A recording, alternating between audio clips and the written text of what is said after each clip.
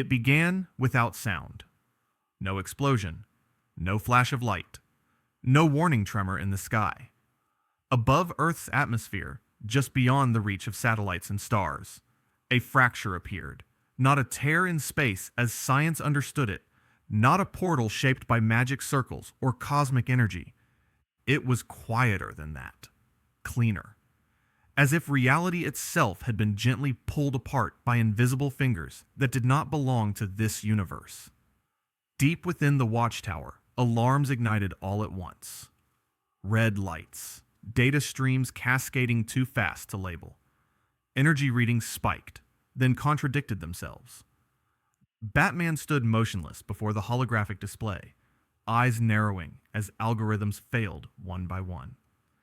"It's not magic," Zatanna said over comms, already uneasy. "Not Speed Force," Flash added, voice tense. "Not cosmic radiation," Cyborg confirmed, recalibrating sensors that refused to agree. Batman didn't answer. He was watching the distortion behave. It wasn't expanding. It wasn't collapsing. It was waiting. Superman felt it seconds later.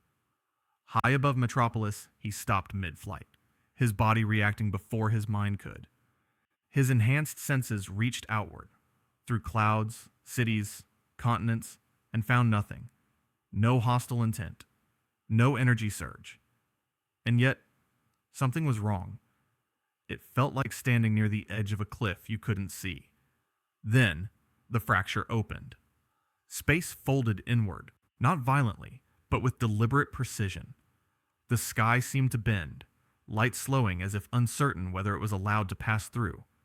And from within that distortion, a figure stepped forward, casual, unhurried, hands tucked into the pockets of a dark coat. White hair, blindfold, a relaxed smile that did not belong on the face of someone violating universal law. Gojo Satoru had arrived. He hovered above the planet, boots suspended over nothing, surveying the world below with open curiosity. Cities glittered beneath him. Oceans rolled.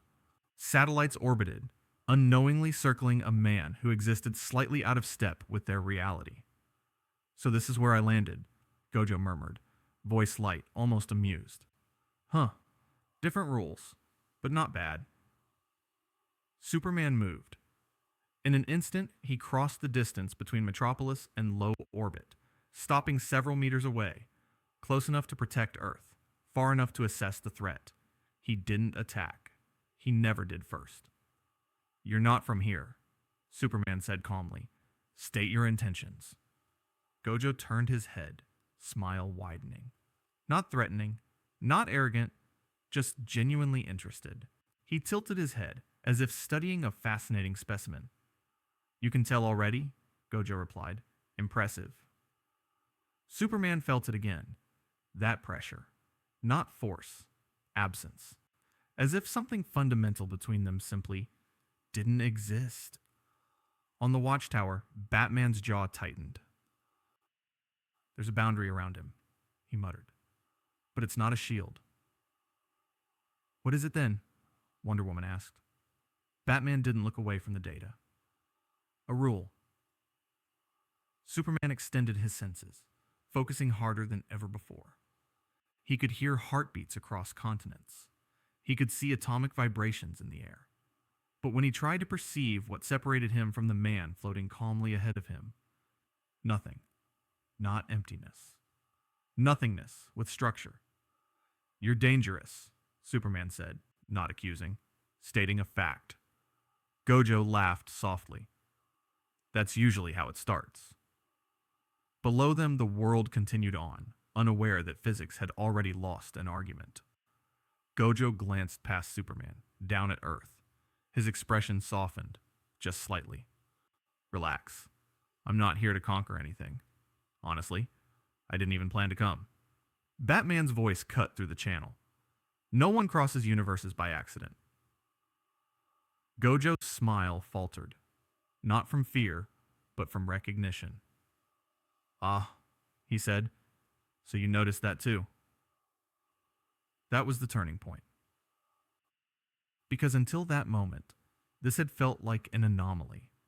Now it felt like an intrusion, deep within realms unseen, far beyond Earth, beyond space, beyond even the gods who believed they ruled reality. Something stirred. Ancient systems designed to maintain balance began to misfire. Equations that governed existence found variables they had never accounted for. A man whose power was not energy. A man whose ability was not force. A man who did not overpower the universe, but simply refused to obey it. Superman held his position, torn between instinct and restraint.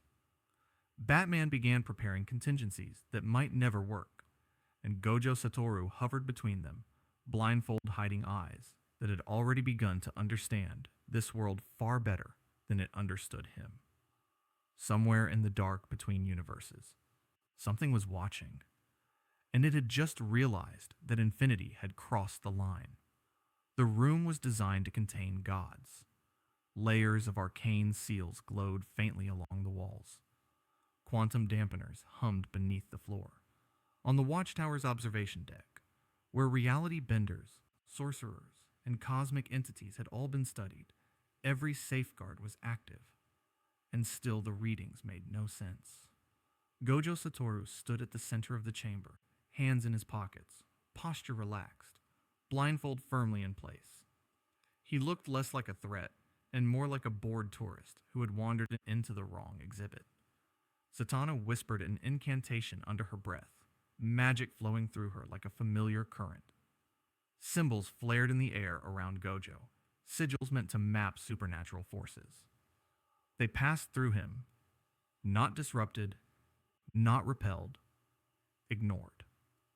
"That's not possible," she said quietly, her confidence faltering. "Magic always leaves a signature." Constantine leaned against a console, cigarette burning down, forgotten between his fingers.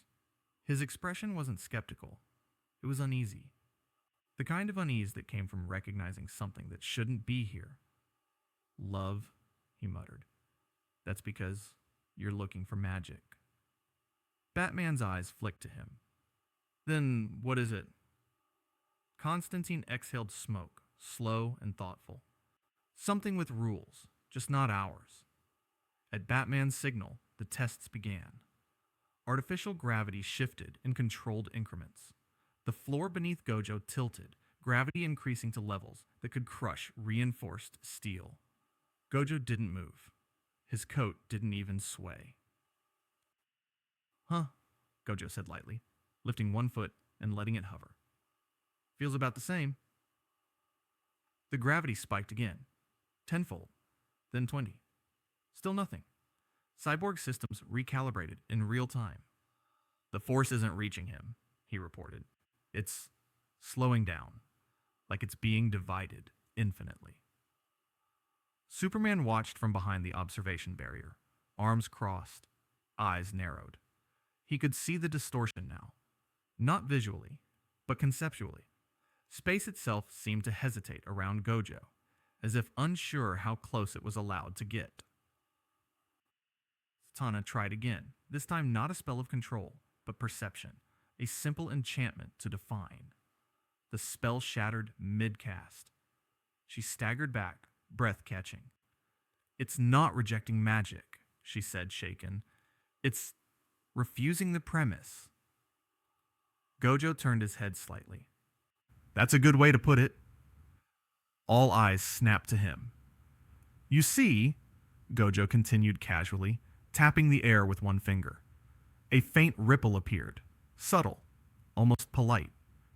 "You're all assuming power works the same everywhere. Energy, will, faith, laws." He paused, then smiled. "Infinity isn't power. It's a condition." Constantine's smile vanished. Batman stepped forward. "Explain." Gojo shrugged. "Between me and anything else exists an infinite series. No matter how fast, how strong, or how magical something is. It never quite reaches me. Not because I block it." He tapped the air again. The ripple stretched, slowed, then faded before touching his skin. but because it has to cross infinity first. The room fell silent. Superman felt it then. Not fear, but clarity. This wasn't a force he could overpower. This wasn't a shield he could break. It was a concept given form. Constantine stubbed out his cigarette with trembling fingers. "Bloody hell," he whispered. "That's not sorcery." Zatanna looked at him. "Then what is it?" Constantine swallowed. Something written before magic learned how to lie. Batman's voice was sharp. "Are you saying it exists outside reality?" Constantine shook his head slowly. "No. Worse, it exists parallel to it." That was the revelation. Infinity wasn't breaking the universe. The universe simply didn't know how to argue with it. Gojo tilted his head, sensing the shift in the room. "You're all thinking very hard right now," he said. "Relax. I'm not here to rewrite your world." Superman stepped forward. "But you could." Gojo didn't deny it. He looked around, at the scientists, the mystics, the heroes built on rules and limits. For just a moment, the smile faded. "Every world has its systems," Gojo said quietly. "Yours is impressive, but systems exist to be tested." Batman's fingers tightened into a fist. "And what happens when the test fails?" Gojo's smile returned, lighter but sharper now. "Then something adapts." Before anyone could respond, alarms screamed across the watchtower. Not local. Multiversal. Cyborgs spun toward the display. "We're getting feedback from places we don't monitor." Zatanna felt it in her bones. Constantine went pale. "Whatever keeps reality balanced," Constantine said slowly. "Just noticed him." Gojo lifted his head, blindfold catching the light. He said softly, "That's new." And somewhere far beyond the watchtower, far beyond Earth, something ancient began to move, preparing to respond to a rule that should never have existed. The ripple did not travel like energy. It didn't move at the speed of light, nor did it tear through dimensions like a portal. It spread the way a rule change spreads, quietly, instantly, and everywhere at once. Far from Earth, far from the watchtower, far from the man standing calmly at the center of impossible equations. Two worlds felt it breathe. On the open seas of the New World, the wind died without warning. The red force drifted unnaturally still, its massive sails hanging slack as if the ocean itself had forgotten how to move. The crew noticed it immediately. Sailors who had survived emperors, storms, and sea kings. This silence was different. Shanks stood at the bow, his expression unreadable. The sky above him was clear, yet his chest felt heavy. Not fear, not danger. Pressure. The kind that pressed against the soul rather than the body. "That's strange," Ben Beckman muttered, hand hovering near his rifle. "Feels like the sea's holding its breath." Shanks closed his eyes. For a brief moment, the world sharpened, his hockey expanding outward, not to dominate, but to listen. He felt currents shift where nothing should be moving. Space itself felt hesitant. It reminded him of something. A long time ago. A feeling he hadn't experienced since the days when legends still walked openly. "This isn't a devil fruit," Shanks said quietly. "And it's not a weapon." His eyes opened, gaze fixed on the horizon. "It's a presence." The sea trembled then. Not violently, just enough to ripple outward in perfect circles. No storm followed. No enemy appeared. Only the unmistakable sense that somewhere beyond the edge of the world, a rule had changed. And the ocean had noticed. In another reality, one shaped by chakra, bloodlines, and inherited will, the disturbance struck far deeper. Naruto Uzumaki froze mid-step. The training field around him blurred as something passed through to his senses, not like a shockwave, but like a breath drawn by the world itself. His smile faded. His body reacted before thought could catch up. Sasuke, Naruto muttered. Miles away, Sasuke stopped as well, his Rinnegan flaring instinctively. Space warped for a fraction of a second, so subtle that no ordinary shinobi would have noticed. But Sasuke did. This isn't chakra, he said aloud, jaw tightening, but it's interfering with it. Across the world, sensory-type ninja faltered. Seals misaligned. Barriers flickered. Not failing, but adjusting. In the Hokage's office, Naruto clenched his fist, golden chakra beginning to rise before he forced it down. This feels wrong, he said, voice low, like the world is being stretched. Shikamaru looked up sharply. Stretched how? Naruto searched for the words. Like, there's something out there that doesn't belong to any village or any land. Sasuke appeared in a flash beside him. It's not invading, he said. It's existing. That was worse. Because chakra, like hockey, like magic, flowed according to shared rules. It responded to will, balance, resistance. This presence did not. Deep beneath the earth, ancient seals hummed faintly. Records long thought irrelevant stirred. Mentions of beings who crossed worlds without summoning, without sacrifice. Dimensional trespassers. Naruto exhaled slowly. Are our worlds connecting? Sasuke shook his head. No, they're reacting. The distinction sent a chill through the room. Back in the DC universe, the Watchtower alarm screamed louder now. Cyborg's voice cut through the chaos. We're getting feedback from impossible locations, places that shouldn't register on our systems. Batman stared at the data, face grim. They're not coordinates, he said. They're parallels. Satana pressed a hand to her temple, eyes wide. I can feel them. Other systems, other laws. Constantine laughed weakly. Congratulations. You've got yourself a multiversal echo. All eyes turned to Gojo. He had gone quiet. For the first time since his arrival, his smile had faded, not into fear, but into focus. He lifted his head slightly, as if listening to something very far away. Wow, he said softly. That traveled further than I expected. Superman stepped closer. You did this. Gojo didn't answer right away. Instead, he flexed his fingers, watching the space between them subtly distort. I didn't reach out, he said. Infinity doesn't spread. He paused. But when you introduce a new rule into a closed system, the system responds. Batman's voice was sharp. Across multiple universes. Gojo nodded once. Looks like it. The room fell silent as the implications settled.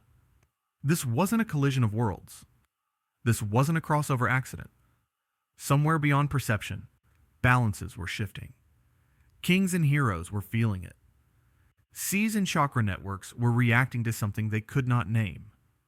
A warning, not of invasion, but of convergence. And the question no one wanted to ask hung heavy in the air.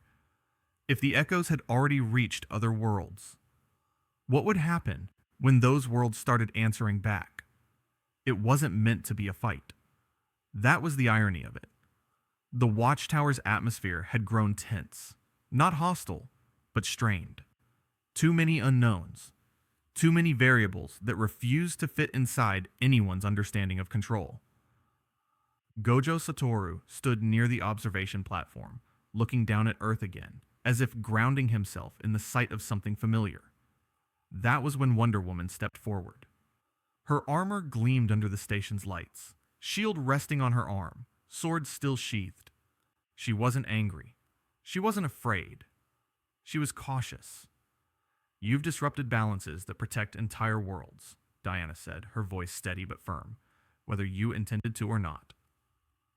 Gojo glanced at her, then smiled politely.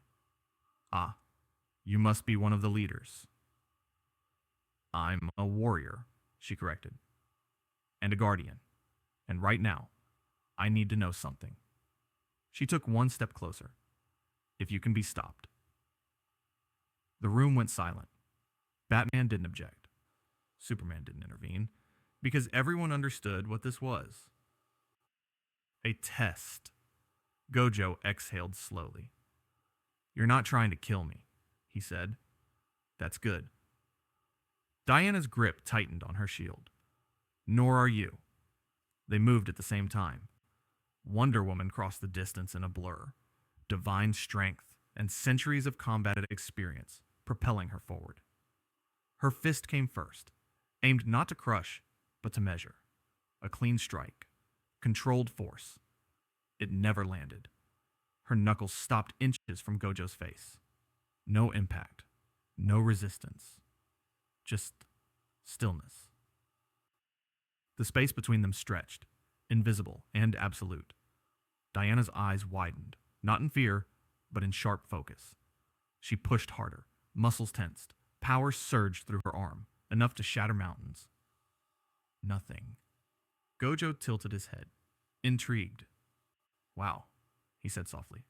You're strong. She withdrew instantly, flipping back and landing in a guarded stance. You didn't dodge, she said. You didn't block. No need to. She attacked again, this time with speed instead of strength. Shield first, then a sweeping kick, then a rapid combination meant to overwhelm perception itself. Each strike stopped short. Each motion slowed unnaturally as it approached him. Infinity held. But Gojo was watching closely now. Not just her attacks, but her rhythm, her footwork, the way she adjusted mid-strike, the instincts sharpened by millennia of battle. You're not human, Gojo said, more to himself than her. Diana paused. No. Godhood hung in the air between them. That was the revelation. Gojo had fought sorcerers, curses, monsters born of fear and belief. But gods, true gods, shaped by worship and war and time, were different. And for the first time since arriving in this universe, Gojo felt something unexpected. Interest, mixed with caution. Diana lunged again, sword drawn now, not to kill, but to test a boundary. The blade shimmered with divine energy as it sliced downward. It slowed, but not as cleanly as before. Gojo's smile vanished.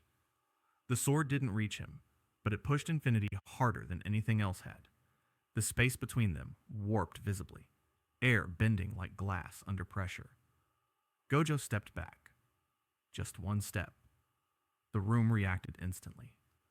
Batman's eyes widened. Superman leaned forward. Satana gasped. Diana froze, realizing what had just happened. You moved, she said quietly. Gojo straightened, pulse steady, but mind racing. Yeah, he replied. Guess gods play by slightly different rules. Not immunity, not a bypass, but resistance. Experience mattered. Diana lowered her sword slightly. Power without understanding leads to ruin, she said. I've seen it happen across ages. Gojo looked at her, really looked at her this time. Not as a test subject, not as an obstacle, as a peer shaped by time instead of talent. You're not wrong, he admitted. The tension eased, but it didn't disappear, because the universe had been watching that exchange. Deep beyond Earth, beyond even the echoes that had reached other worlds, something vast and ancient took notice of the moment Infinity yielded, even slightly. If a god could pressure it, then something else might break it. And somewhere in the dark between realities, a force far less patient than Wonder Woman began to prepare its answer. Superman didn't raise his fists. That alone unsettled everyone watching. He stepped forward slowly, boots touching the watchtower floor with deliberate weight, posture calm, open, non-threatening. This wasn't a challenge. It wasn't intimidation. It was responsibility. Enough tests, Clark said, voice steady but firm. People are scared. Worlds are reacting. If you're going to stay here, we need to know where the line is. Gojo turned toward him, blindfold hiding his eyes, but not the shift in his attention. The casual air around him tightened, subtly, like a coiled wire. You're different from the others, Gojo said. You're not trying to measure me. Superman nodded. I'm trying to protect everyone else. He stepped closer. The space between them narrowed and stopped. Not abruptly, not violently, just refused. Superman frowned, not in anger, but confusion. He leaned forward slightly, testing the invisible boundary. His strength was legendary. Planet shifting, star punching, reality enduring. But his hand never reached Gojo. It slowed, then slowed again, as if distance itself had thickened into something heavy and endless. Clark pressed harder. Muscles tensed. The floor beneath his feet creaked faintly. He wasn't striking, just pushing, like one might push against a closing door to keep it from shutting. Nothing. No resistance. No counterforce. Just infinity. That's not possible, Superman muttered, eyes narrowing as his senses screamed contradictions. He could lift continents. He could fly through suns. But he couldn't cross this. Gojo watched him closely now. Not amused, not dismissive. Curious, respectful. You're not forcing it, Gojo said. You're testing the rule itself. Superman looked up at him. Rules exist for a reason. Gojo smiled faintly. So do exceptions. Superman exhaled and tried something else. He shifted, not physically, but conceptually, adjusting speed, pressure, even intention. He wasn't trying to overpower infinity anymore. He was trying to understand it. For a fraction of a second, infinity wavered. Not broken, not bypassed, but acknowledged. Gojo's posture changed instantly. That got his attention. Wow, Gojo said quietly. You're learning faster than I expected. Superman stepped back, breathing steady, but eyes sharp. I've met beings who thought they were untouchable, he said. Most of them were wrong. Gojo nodded. Yeah, I've beaten a few of those too. Silence stretched between them. Then Superman took one final step forward, not pushing this time, not testing, just standing there. For the first time in a long while, Clark said slowly, I don't know if I can stop you. The words hit harder than any punch. Batman felt it. Wonder Woman sensed it. Even Gojo felt the weight of that admission. Power wasn't the issue here. Limits were. Gojo lifted a hand, not threateningly, and snapped his fingers. The pressure vanished. Infinity receded just enough for Superman to step closer, still out of reach, but no longer straining against an impossible wall. Gojo bowed his head slightly. You're strong, he said. Not just physically. That matters. Superman's expression softened, but the tension didn't leave his shoulders. Respect doesn't replace accountability. Gojo chuckled. True, but it's a start. Behind them, alarms flared again, this time lower, deeper, more ominous. Cyborg turned sharply to the display, his mechanical eye widening. We've got movement, he said. Not here. Not Earth. Batman's voice was cold. Define movement. Something's reacting, Cyborg replied. To him, Gojo tilted his head, sensing it too now. Something vast shifting in response to the moment Superman had failed to cross infinity. Ah, Gojo murmured. That's not good. Superman followed his gaze toward the stars. What is it? Gojo didn't answer immediately. Because for the first time since arriving in this universe, he felt something familiar. Not danger, not fear. A challenge forming. And somewhere far beyond the watchtower, beyond gods, heroes, and rules, a presence far less merciful than Superman had just learned one crucial truth. Infinity could not be reached. But it could be pressured, and whatever was coming next wouldn't stop at testing. News travels faster than reason.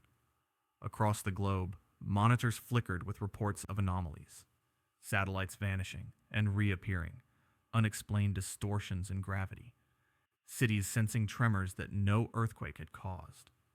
In Washington, London, Tokyo, and beyond, governments convened emergency meetings. Heads of state exchanged urgent calls. Military officials debated whether to evacuate or mobilize. Intelligence agencies scrambled to define the threat. Yet no one could find it. No weapon, no army. No army at all. Only a man, white-haired, blindfolded, calm, standing somewhere beyond immediate reach. At the watchtower, the atmosphere was even worse. Alarms had stopped being helpful. They were background noise, drowned out by tension. Superman hovered silently, scanning Earth, while Batman paced with meticulous control, analyzing possibilities. Wonder Woman, Aquaman, and the others watched, uncertain, exchanging unspoken glances. "This is bad," Batman said finally, voice cutting through the low hum of emergency chatter. Not because he's attacking, but because no one can stop him if he wanted to. "What are we supposed to do?" Wonder Woman asked. "Contain him. Negotiate. He's not here to fight. Yet." Batman paused, pulling up schematics and protocols. "We prepare, as if he will." He began detailing contingencies. Force fields reinforced with Kryptonian alloys. Magical barriers augmented by Zatanna and Constantine. Strike teams ready to immobilize, but none guaranteed. Every plan had a flaw, because nothing in existence obeyed Infinity. Cyborg, monitoring communications, spoke up. "Worldwide sensors are picking up panic. Rumors of a God-man are spreading faster than actual events. People are afraid, and fear, especially fear of the unknown, doesn't wait for proof." Superman clenched his fists, eyes narrowing. "Then the people think he's a threat whether he is or not. That perception will shape their response, and that will force our hand." It was true. The Justice League wasn't united. Differences emerged. Diana believed in cautious observation, trusting Gojo to act according to his own sense of morality. Batman distrusted instinct, seeing an untouchable being as inherently dangerous. Superman oscillated between faith in humanity and responsibility to protect Earth from potential devastation. Green Lantern advocated for containment protocols, while Flash argued for speed, fast reaction to limit any collateral. Ideological fractures were growing, and tensions simmered like magma beneath the surface. Even among heroes, trust was a luxury they could not afford. Meanwhile, back on Earth, governments reacted instinctively. Military satellites were repositioned.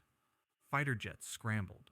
Intelligence reports warned of a being beyond understanding who could destabilize the very laws of physics. Stock markets plunged. Emergency alerts were issued. Panic rippled faster than logic could catch it. At the watchtower, Batman's tone hardened. "Fear spreads faster than truth. That's the danger. We don't know his intent. But the world will assume the worst. And when no one can stop you, do you become a weapon by default?" Superman considered this. Even if he isn't a weapon, perception makes him one. If we wait too long, the consequences won't be his doing. They'll be ours. Gojo, observing quietly from the center of the station, tilted his head slightly, sensing the tension. He didn't intervene. He didn't have to. The world's reaction was already an extension of his presence. Every alarm, every argument, every fear-fueled decision played into a system he barely touched. Infinity didn't coerce. It reflected. Diana spoke quietly, voice heavy with responsibility. "Are we preparing for a fight we may not want, or protecting a world that may never understand?" Batman's eyes were steely. Does it matter? He exists. He can't be contained by conventional means. The question isn't whether he's a threat. It's what happens if we do nothing. And that was the turning point. Even as heroes argued, Earth's systems responded to subtle cosmic disturbances. The anomaly Gojo represented wasn't contained by borders, laws, or authority. Sensors and satellites picked up distortions not only in the atmosphere, but in space-time itself. Ripples radiated outward, brushing against unseen thresholds. Other worlds, already sensitive to his presence, stirred in response. Cyborg's mechanical voice broke the tense silence. "Sir, we're detecting energy readings consistent with multiversal resonance. This isn't localized anymore. It's spreading." The room went still. Every hero present understood the implications. This wasn't just an Earth problem, nor was it a human one. Decisions made here, even in the absence of intent, could ripple across entire realities. Superman's jaw tightened. Then we're not just protecting people, we're protecting stability itself. Batman's response was quieter, almost to himself, and stability might already be a lie. Gojo, sensing the rising panic, allowed a faint, unassuming smile. He didn't speak. He didn't need to, because the question was no longer theoretical. When no one can stop you, when perception turns to fear, when ideology fractures in the face of what cannot be contained, do you become a weapon by default? And more importantly, when the world inevitably strikes first, how will someone like him respond? The watchtower trembled lightly, as if acknowledging the tension, and somewhere far beyond, unseen eyes began focusing on the epicenter of fear itself. Because fear spreads faster than truth, and truth is never enough to calm infinity. Far across the seas, the world shifted in subtle but unmistakable ways.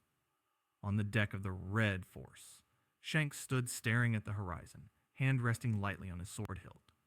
The sea itself felt heavier. Currents moved against expectation, tides oscillated subtly, and the winds carried whispers of something unseen. His haki stirred instinctively, alerting him to a presence he hadn't sensed in decades, not since the last time the world itself had trembled under imbalance. "Something's coming," he muttered, voice low enough for only Ben Beckman to hear. "Could be another Yonko stirring trouble," Ben replied cautiously. But even he didn't move, feeling the weight pressing down without form or origin. Shanks narrowed his eyes. No, not another pirate. Something else. The world government had noticed, too. In the depths of Mary Joaz, Imu, the figure hidden behind layers of shadow and influence, watched monitors flicker with strange, impossible distortions in space. Lines of measurement bent, shifted, and refused to obey calculation. Charts meant to track devil fruit users, bounty levels, and marine movements were suddenly irrelevant. Imu's fingers tapped against the podium. "An anomaly, far beyond any pirate or revolution," they said softly. This is different." Back on the Red Force, the crew felt the tension without knowing why. Usopp's hands trembled slightly on the railing. The younger pirates whispered of ill omens, but Luffy laughed. "Cool, a new adventure," he exclaimed. Fists clenched, eyes sparkling with excitement. He didn't feel fear. He felt possibility. He didn't know what was coming, only that something beyond the horizon was calling. Shanks looked at his captain, an instinctive clash of caution and exhilaration, and felt an old tension. Freedom recognizes freedom, he thought. But the question wasn't admiration. The question was collision. Would these forces align, or would the world itself tear them apart in misunderstanding? Meanwhile, Marine commanders scrambled. Signals bounced between islands, warships repositioned, and cipher pole units reported distortions in regions that had been calm for decades. Energy readings fluctuated. Space itself didn't behave as expected. Satellite sensors failed. For once, the world government's omniscience felt brittle. Shanks considered intervention. To confront this presence might mean war or revelation. To stand aside might mean letting chaos grow unchecked. He closed his eyes, letting his haki extend, sensing the world's balance, measuring currents of power and intention that were invisible to all but the most attuned. This isn't just another threat, he muttered. It's something the world wasn't meant to see yet. Ben Beckman's voice broke the silence. You planning to act or just watch? Shanks opened his eyes. Watch, for now. Somewhere far below, Luffy bounced on the deck, unaware of titles, governments, or consequences. To him, the presence, whatever it was simply a new adventure. I wonder what it can do, he shouted, stretching his arms, ready to test, to explore, to meet it head on. Shanks's gaze lingered on him. The spirit of freedom was unyielding, unpredictable, but it had to be tempered by understanding. Gojo's influence had already spread beyond Earth, touching worlds in ways Luffy couldn't yet perceive. Back in Mary Joa's, Imu leaned forward, eyes narrowing. So, the anomaly has a ripple, they said quietly. Not just Earth, not just our seas. Everywhere is responding. The tension spread like a shadow across the new world. Marine admirals whispered, plotting, recalculating old strategies. Revolutionaries took note, sensing shifts in balance. Pirates felt excitement, fear, and curiosity in equal measure. And on the Red Force, Luffy's laughter carried across the ship. I'm gonna see it, I'm gonna fight it, or maybe be friends. Shanks's jaw tightened. He could feel the line approaching, the line where freedom meets consequence, where innocence clashes with understanding. And he knew, without question, that sooner or later, someone had to step across it. Beneath the calm of the ocean, something stirred. Currents twisted unnaturally. Water shimmered in patterns that defied physics, responding to a force that had yet to reveal its form. The world of pirates, kings, and governments had taken notice. And far beyond the anomaly, the man whose presence had already shaken multiverses smiled faintly, aware that his arrival was being felt even here. Freedom had sensed freedom. But the question remained, would they clash or align? And in the distance, waves rose unnaturally against a horizon that had never been so uncertain. Something, somewhere, was preparing to answer. The wind whispered through the training grounds of Konoha, but it carried more than the scent of leaves. It carried a question, one that had traveled farther than any shinobi had anticipated. Naruto stood in the middle of the field, arms crossed, brow furrowed. He wasn't tense, not in the usual battle-ready way. This was curiosity, mixed with caution. Every instinct he had screamed that the presence affecting this world was unlike anything he had faced before. It wasn't a jutsu, not a Kekkei Genkai, not even the raw power of tailed beasts. It was something else, something older. Sasuke's Rinnegan glimmered in the fading sunlight as he approached silently, always one step ahead. I can sense it, he said, voice low. It's not chakra, but it's interacting with our networks as if it were. And it's too vast to quantify. Naruto exhaled slowly. Then we need to understand it, not fight it blindly. Maybe it's not hostile. Sasuke's eyes narrowed. Every being that bends rules this far is a danger. You know that. At that moment, Shikamaru, Sakura, and several Konoha researchers gathered nearby, their tablets glowing with data. Chakra readings fluctuated in ways that defied calculation. The moment Gojo's presence touched this dimension, even indirectly, the laws that governed energy, flow, and perception responded unnaturally. Shikamaru ran a hand through his hair, eyes scanning rapidly. It's like chakra, but older, more fundamental, not bound by natural flow, lineage, or even will. It exists outside our system. Sakura glanced at him. Then how do we measure it? How do we counter it if it's not even chakra? Sasuke's expression darkened. Counter? Some things are not meant to be countered, only adapted to. Naruto frowned. I want to try talking first. Sasuke's glare sharpened. Talking doesn't always work, Naruto, and we've seen worlds destroyed by arrogance, by overconfidence.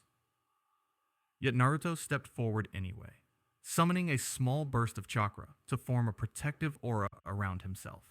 Not aggressive, but ready. He whispered more to himself than anyone else. If chakra can evolve, maybe it can respond to this. The group fell silent. Otsutsuki records, ancient and hidden within the deepest archives of Konoha, were referenced urgently. These texts spoke of dimensional trespassers, beings who existed beyond time and space, whose very presence could alter the laws of worlds. The writings were cryptic, but clear. Rules bend where they should not. Observe and understand before action, or face extinction. Sasuke's hand twitched, Rinnegan flaring. This isn't just theory. The world feels it. Space itself reacts. The flows are folding in subtle ways. Every step it takes leaves traces our senses weren't built to track. Naruto's expression hardened. Then we learn. We adapt. That's what shinobi do. The tension grew as the researchers displayed simulations. Energy pathways that should have followed chakra flow lines began bending, stretching, and occasionally disappearing, replaced by gaps that could not be explained by any known technique. This is terrifying, Sakura muttered. It's like the world itself is alive in a new way. Sasuke's eyes never left the horizon, or someone else is alive in a way we can't yet comprehend. A sudden shift in perception hit the field. The air thickened. The sky appeared to ripple faintly, like a reflection distorted in water. Every shinobi instinctively took a step back, yet none were in immediate danger. The presence was testing, observing, not attacking.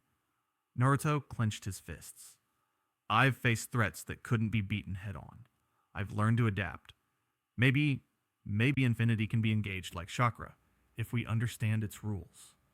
Shikamaru's voice was cautious. Or it could rewrite the rules before we even have a chance to respond. Sasuke's tone was sharper. If it does, this world, no, every world touched by it, could be fundamentally altered. Naruto exhaled, eyes shining with determination. Then we make sure it doesn't. We face it, learn from it, and protect everyone we can. I won't run.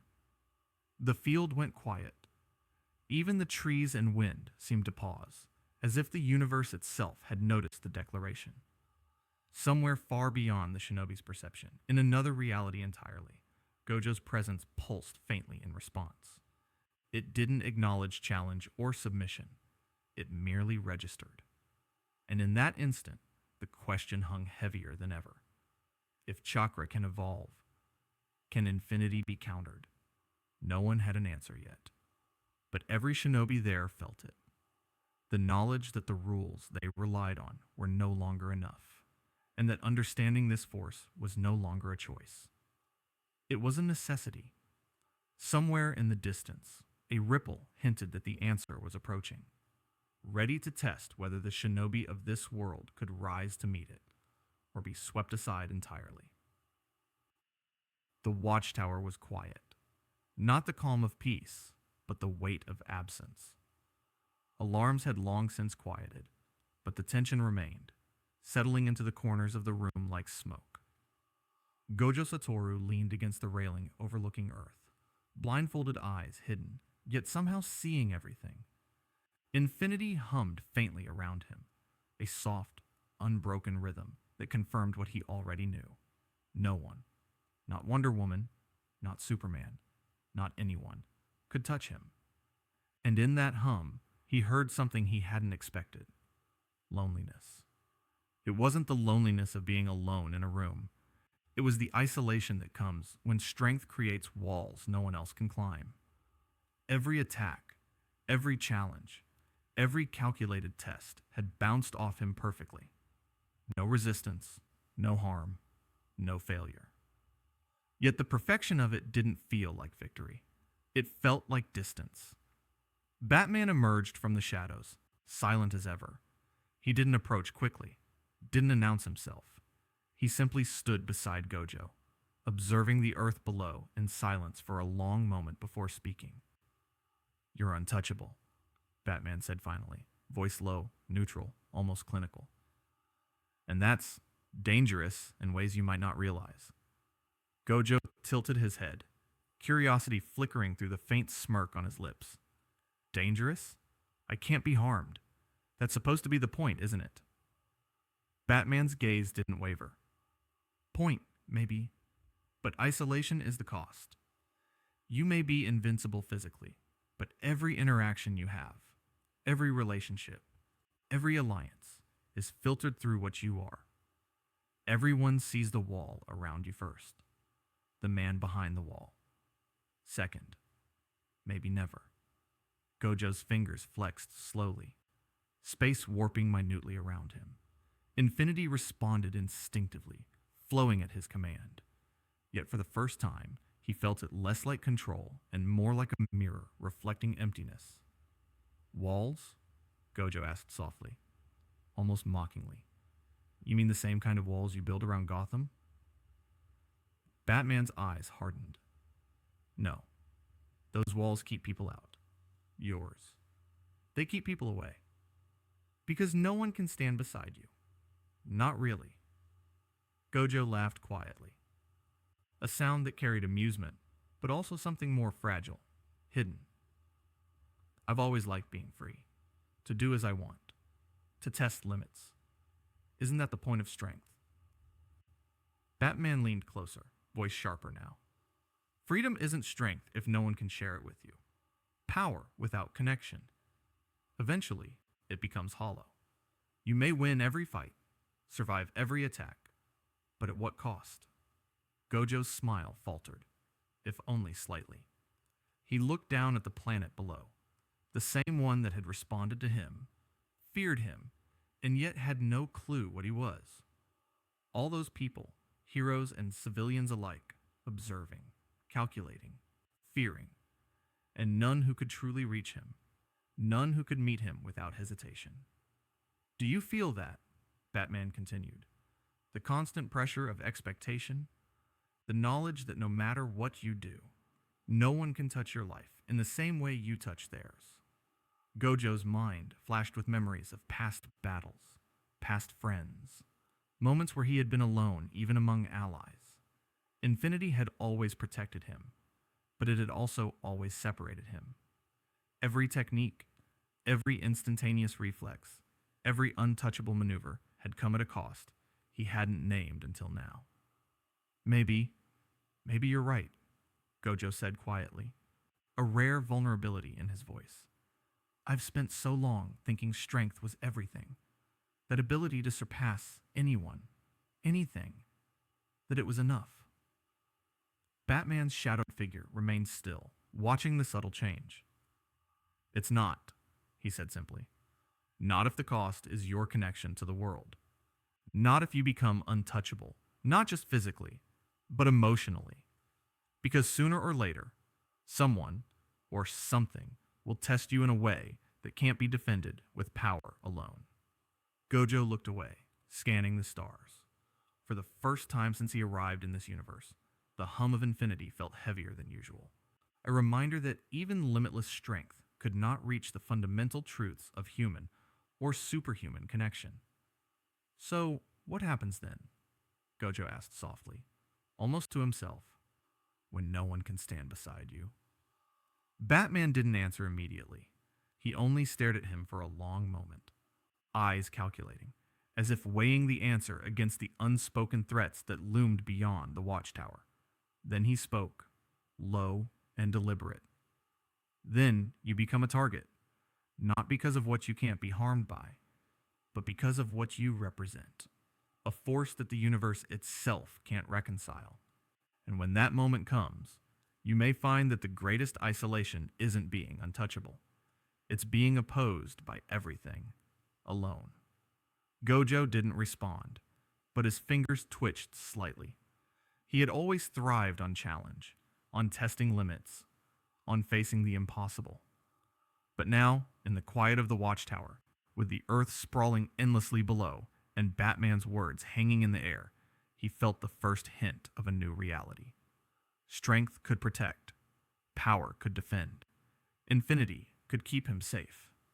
But even infinity could not shield him from the weight of being truly alone. And somewhere deep in the universe, something stirred in response to that isolation. Something that had been waiting for an untouchable force to appear, to be measured, and perhaps to be challenged. Far beyond the watchtower, beyond Earth, beyond even the reaches of Kryptonian sight, a presence stirred in the dark expanse of Apocalypse. Darkseid's throne room was cavernous, a cathedral of shadow and power. His crimson eyes glimmered with calculated interest as he surveyed the flickering projections before him. Unlike most challenges he faced, this one was not a matter of raw strength, nor of armies or weapons. This anomaly was something else entirely. "This is not the man I should destroy," Darkseid said, voice deep enough to rattle stone, vibrating through the void. "It is the rules he breaks that intrigue me." Around him, his lieutenants, steely-eyed parademons, armored generals, and masters of war, shifted nervously. They had witnessed the incomprehensible before. They had felt the crushing weight of Omega beams and endured the might of a god king. But what Darkseid contemplated now, they did not understand. "Send them," Darkseid commanded. "Test it. Do not confront directly. Do not fail to learn." Instantly, shadows tore themselves from the walls, forming shapes both humanoid and alien. Avatars of Apocalypse, faceless yet radiating malevolence, projected themselves into the multiverse. Not on Earth, not yet, but close enough to brush against the threads Gojo had already disturbed. On Earth, sensors flared with anomalies too fleeting to track. Superman, Wonder Woman, and Batman noticed subtle shifts in reality.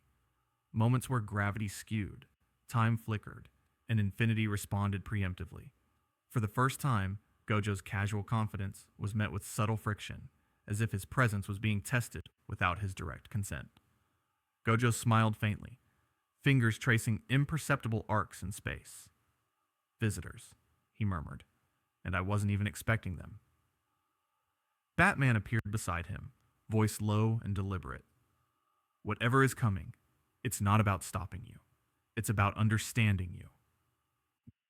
Gojo's expression didn't change. "And you think I care?" "You should," Batman said quietly, "because understanding is the first step toward control. And control is what makes monsters like him dangerous." Elsewhere, the avatars converged, probing the edges of infinity.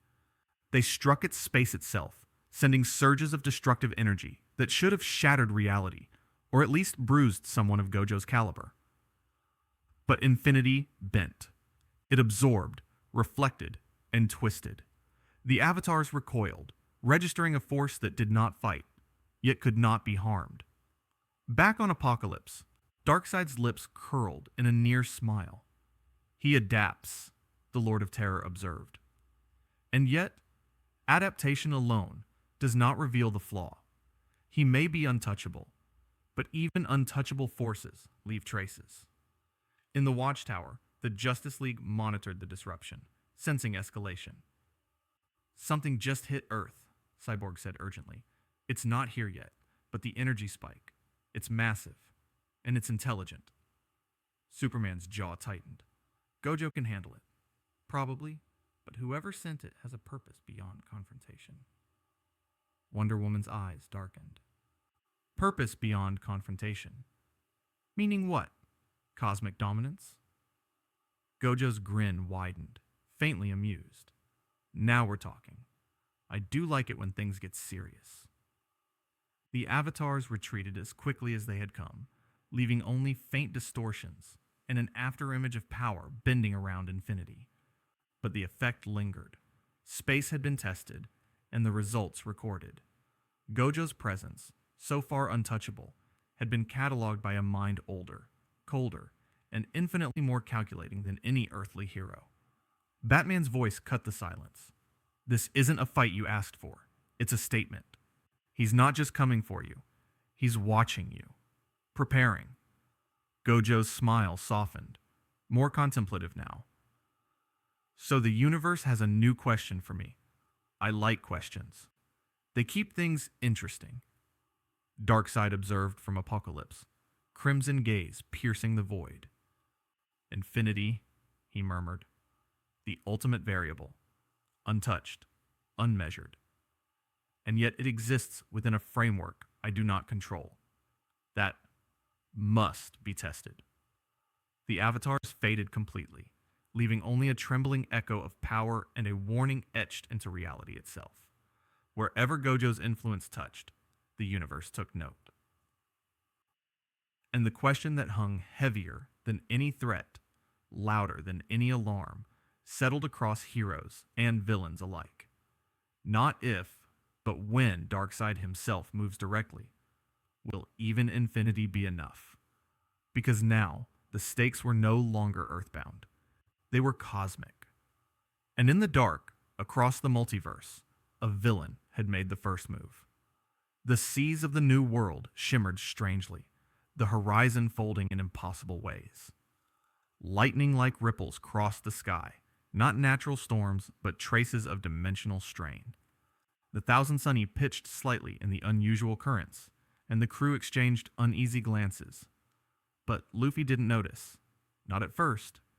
His eyes were wide with curiosity and excitement, scanning the strange shimmer where sky met sea. Then, suddenly, the distortion solidified into a form, standing casually on the deck, seemingly ignoring gravity, air, or even space itself. Gojo Satoru, blindfolded and smiling faintly, tilted his head as though studying a new toy. Interesting, he muttered. The world around him didn't react. The water didn't spill. The ship didn't shudder. He simply existed. Luffy's reaction was immediate. A grin split his face. Hey, you're new. Want to fight? Gojo raised an eyebrow, amused. You really want to hit me? Of course, Luffy yelled, stretching his fist back, ready to launch a punch at the man who didn't seem bound by the ordinary rules of existence. Let's see how strong you really are. The punch came, a blur accelerated by rubber elasticity, and collided with Gojo's infinity. For a moment, time seemed to stretch, the fist approaching, the unseen barrier slowing it. Luffy expected resistance, a block, maybe pain reflected back.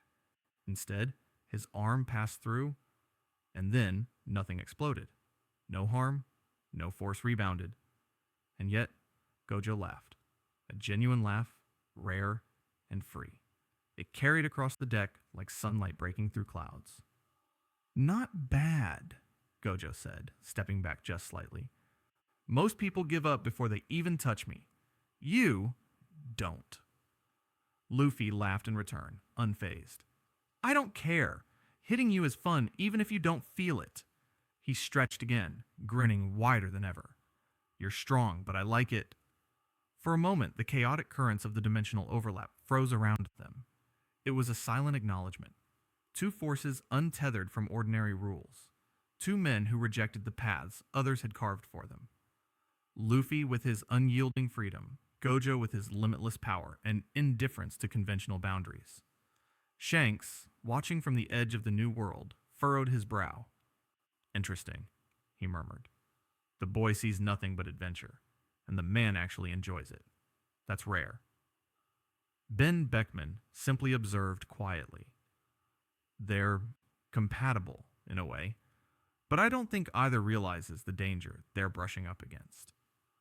On the deck, Luffy punched again, faster this time. Gojo's infinity adjusted effortlessly, the barrier bending the attack but not repelling it aggressively. Instead, it created a strange rhythm, almost like dance. Luffy laughed harder, enjoying the challenge, and Gojo's smile widened in response. You know, Gojo said, voice light but carrying a subtle weight. Most people try to break me. Most fail and sulk. You seem to enjoy being outmatched. Luffy scratched his head, laughing. Yeah, being outmatched is fun, and maybe I'll learn something from hitting someone like you. Gojo chuckled, genuinely pleased. I like your style. You define freedom in a way that's almost reckless, but honest. It's rare. The moment hung, two worlds overlapping briefly. Two men untethered by fate or rule, yet their philosophies danced around each other. Luffy sought joy and challenge. Gojo examined and observed. Both rejected limits, yet for different reasons. One to live freely, the other to exist above all boundaries. Shanks's voice carried across the currents to the crew. Be careful, he warned softly. Sometimes, the fun of meeting the untouchable can bring consequences the world isn't ready for. The dimensional overlap began to fade, the shimmering air around them rippling back to normal. Gojo took a step back, one foot seemingly never touching the deck fully, his smile lingering. Luffy waved enthusiastically. We'll meet again, promise. Next time, I'll punch harder. Gojo tilted his head one last time. I'll be looking forward to it. You make things interesting. As the distortion disappeared, the crew of the Thousand Sunny exchanged glances. Something extraordinary had happened. Something beyond simple strength or adventure. Luffy had touched infinity, even if only in spirit. And Gojo, untouchable, infinite, had genuinely laughed for the first time in a long while. Yet, beyond the horizon, faint echoes of apocalypse stirred, and the dimensional strains hinted that the universe had noticed. Meeting Gojo was one thing, but the consequences of that overlap, of two forces refusing fate, were only beginning to ripple outward. And somewhere, far beyond the seas, a shadow watched, calculating the significance of this encounter. Because two men who reject fate may define freedom, but they also attract the attention of those who wish to bend the universe itself. The wind moved differently around Konoha that evening, carrying a tension that even the Hokage Tower could feel. Naruto stood atop the balcony, eyes fixed on the horizon, as Gojo Satoru leaned casually against the railing beside him. The sun dipped low, casting long shadows that mirrored the gravity of the conversation. This world, it's fragile, Gojo began, voice light but carrying weight. People stumble, falter, die. But if I'm there, if I'm protecting them, none of that matters. Naruto's expression hardened. That's the thing, Gojo. People have to stumble. They have to fall and get back up. That's how they grow. You can't just shield everyone forever. It doesn't teach them anything. Gojo tilted his head, the blindfold hiding eyes that had seen countless realities bend to his will. I don't shield them out of kindness. I shield them because the world doesn't need their suffering if I can prevent it. Why make them fight when the fight itself is pointless? Naruto clenched his fists, the familiar heat of chakra flowing through him. Pointless. Every challenge has meaning. Every scar, every failure, every victory teaches something. If you take that away, what's left? People won't learn. They won't grow. You'll just erase them. Gojo chuckled softly, the sound carrying both amusement and melancholy. Erase them? That's dramatic. I don't erase them. I just make sure they never face unnecessary death or pain. Isn't that worth something? Naruto shook his head, eyes blazing with conviction. It's not worth everything. People need to understand responsibility, to bear burdens, to fight for themselves and for others. If all you do is protect, they'll never know the strength they're capable of. The wind picked up, stirring leaves along the balcony. Gojo's infinity subtly responded, the air around him bending, hinting at the immense force contained within. Yet for the first time, it didn't feel like a weapon. It felt like a question. I see, Gojo said finally, his tone quieter now, thoughtful. You really believe in shared burden, that everyone has to take part in shaping their own fate, that letting them fail is better than controlling the outcome. Yes! Naruto's voice rang with unshakable certainty. It's not just about saving people, it's about helping them. Growth comes from struggle. Pain isn't meaningless. Failure isn't meaningless. That's the kind of strength I want to give people. Gojo regarded him silently for a long moment, a faint smile playing on his lips. I have always believed that absolute protection was the highest form of strength. That by removing the obstacle, you give meaning to existence. Naruto's gaze didn't waver. But then people never realize their own strength. They rely on someone else to define their path. That's not protection. That's imprisonment and comfort.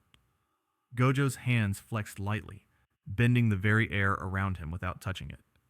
Interesting. I never thought of it like that. That protecting someone could limit them. Naruto stepped closer, letting his presence radiate warmth and resolve. You can be the strongest, Gojo.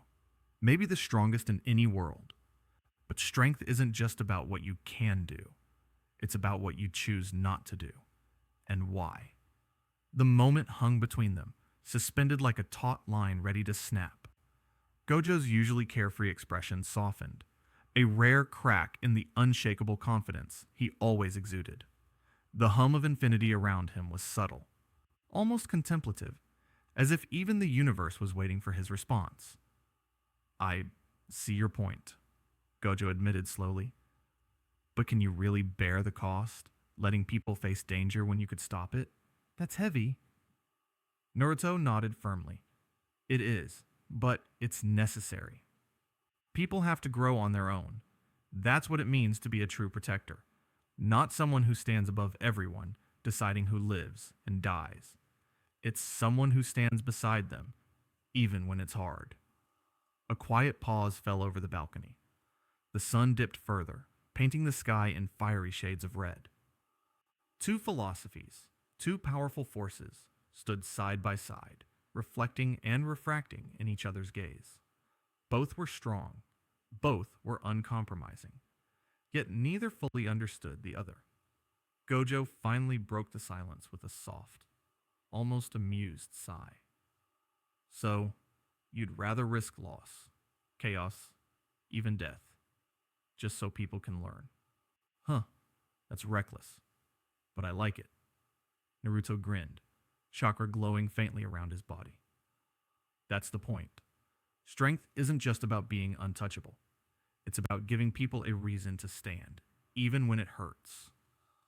The wind shifted again, carrying with it the faintest tremor of something darker, something watching from beyond worlds. Because ideals may clash, but consequences are inevitable. And somewhere, far beyond Konoha, a presence stirred in anticipation, waiting to test which philosophy, the shield of infinity, or the strength of shared struggle, would endure when the universe itself demanded an answer. The universe doesn't announce when it's breaking.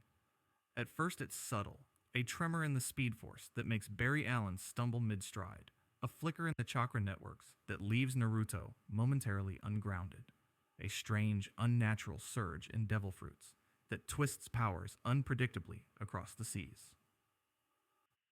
Then, it becomes undeniable. Gojo Satoru's presence was never meant for one universe, and yet, somehow, infinity touched more than just Earth. Its reach was vast, spilling over dimensional borders.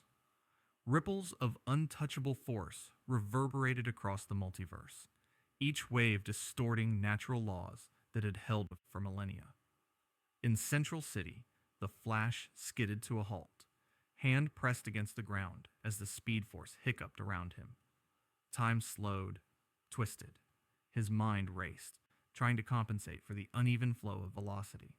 But it was as if something infinitely strong had poked a finger through the fabric of reality.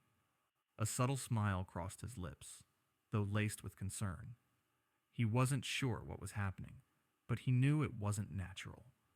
Meanwhile, thousands of kilometers away, Naruto sensed a gnawing unease in the chakra currents he had mastered over years of training.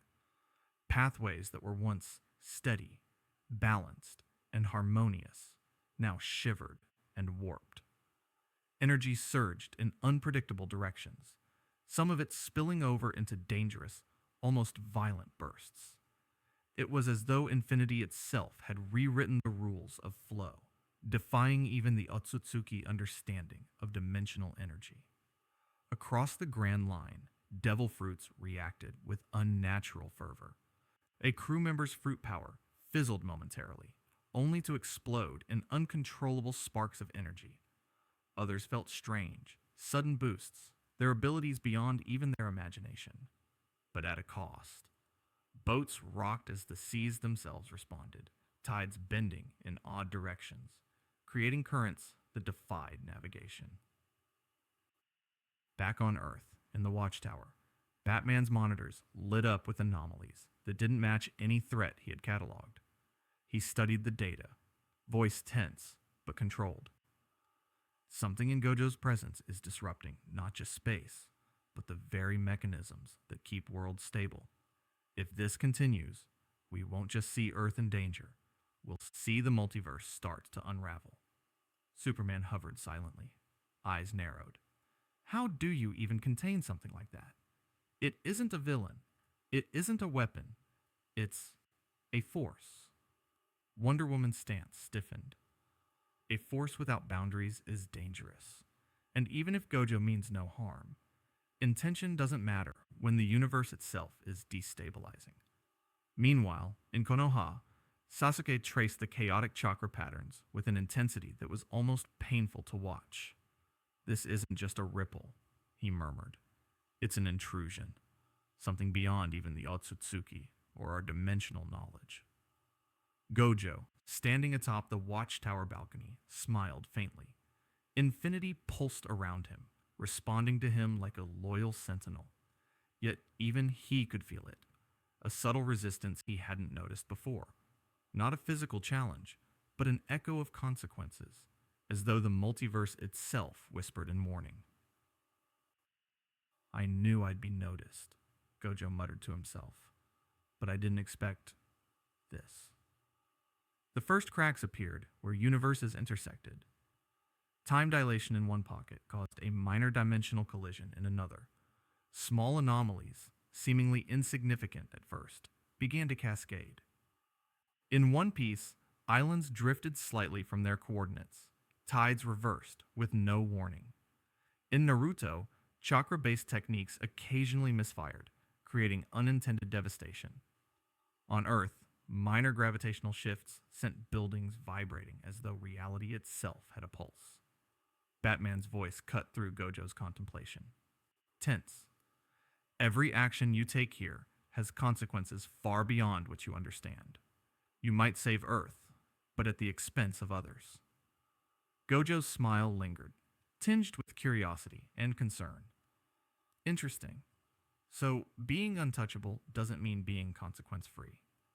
The heroes of each universe began to feel it collectively, the first true sign that even Infinity had limitations in a multiversal context. Strength that could ignore rules in one universe had unintended, chaotic effects elsewhere. And then, in the distance, a shadow flickered between dimensions, too fleeting to identify, yet impossible to ignore. Something, or someone, was moving toward the source of the disturbance, drawn to the instability Gojo's presence had caused. The question lingered in every mind, across every reality. If one man's power can fracture the balance between worlds, what happens when an entity that thrives on universal order decides to intervene? Because saving one world may doom 3 others, and the universe was already starting to push back. The battlefield was silent, yet charged with a tension that could be cut with a blade. The air shimmered under the oppressive presence of Darkseid, a being whose very existence warped reality in ways no mortal or even immortal, could fully comprehend. Across the cityscape, buildings trembled subtly, cracks forming in concrete, as if the earth itself was anticipating the clash of forces about to collide. Gojo Satoru stood alone, casually adjusting his blindfold, his infinity pulsing faintly around him, a shimmering field that made him untouchable to all but the most extreme forces. His posture was relaxed, his smile faint but confident, as if he were already aware of the challenge. Yet beneath that calm surface, a subtle tension rippled through his mind. Infinity was not limitless. It demanded constant mental precision, unbroken focus, a continual balancing act between thought and reality.